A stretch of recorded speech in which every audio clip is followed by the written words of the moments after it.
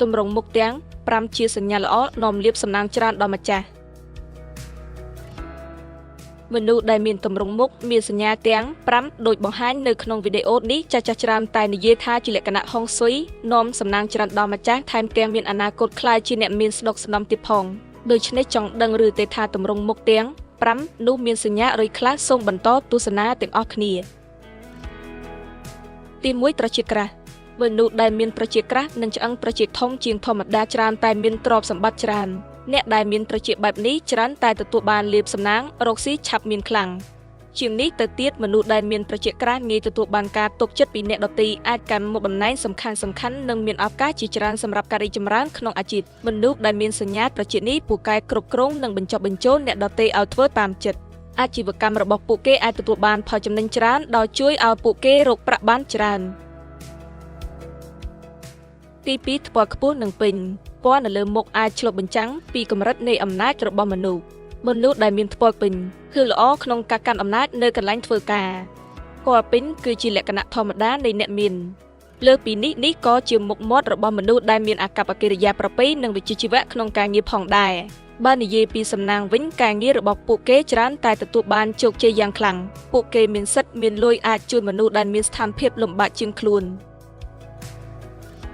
ទី3មាត់ពេញបបូរមាត់ក្រហមបបូរមាត់ក្រហមធម្មជាតិនិងពេញលេញគឺជាលក្ខណៈរបស់បុគ្គលអ្នកមាននិងខ្ពង់ខ្ពស់បុរាណបានពោលថាបុគ្គលមាត់ជ្រុងដែលមានពាក្យ4នោះជាអ្នកមានជីនលើកពីនេះស្បែកក្រោមជ្រុងទាំងពីរនៃមាត់មានសភាពភ្លឺថ្លាមិនប៉ោងហើយក៏ជានិមិត្តរូបនៃភាពងាយស្រួលសំណាងនិងទ្រព្យសម្បត្តិផងដែរបបូរមាត់មិនស្ងួតក៏ជាលក្ខណៈរបស់អ្នកកាន់លេខដល់ថ្លៃថ្នូរដែរ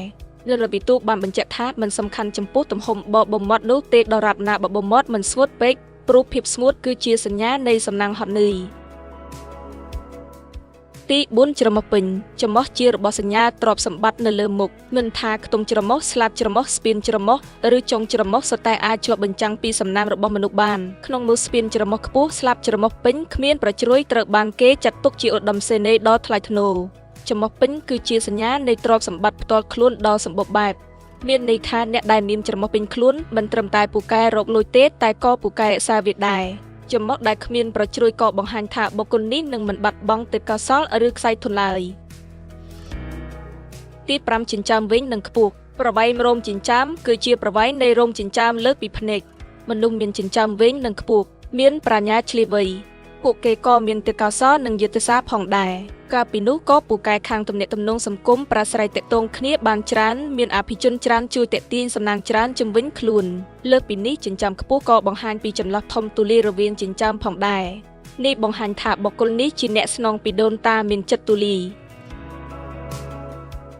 ជាការពិតសម្រាប់ការបកស្រាយនៅក្នុងវីដេអូនេះតើប្រិយមិត្តបងប្អូនមានលក្ខណៈទម្រង់មុខទាំង5នេះដែរឬទេសូមខមមិននៅខាងក្រោមវីដេអូដើម្បីឲ្យ admin បានដឹងពីចម្លើយរបស់បងប្អូន